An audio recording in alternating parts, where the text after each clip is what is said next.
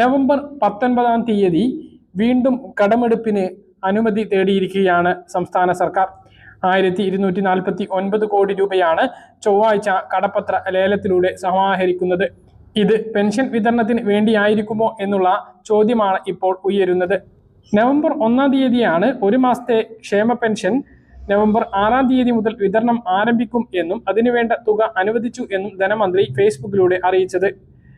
ചേലക്കര, വയനാട്, പാലക്കാട് ഉപതെരഞ്ഞെടുപ്പുകളുടെ പശ്ചാത്തലത്തിലായിരുന്നു അത്.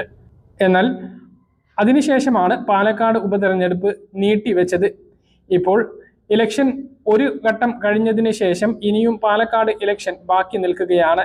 ഈ ഒരു സാഹചര്യത്തിലാണ് ഒരു മാസത്തെ ഗഡു കൂടി പെൻഷൻ അനുവദിക്കുമോ സംശയിക്കുന്നത്.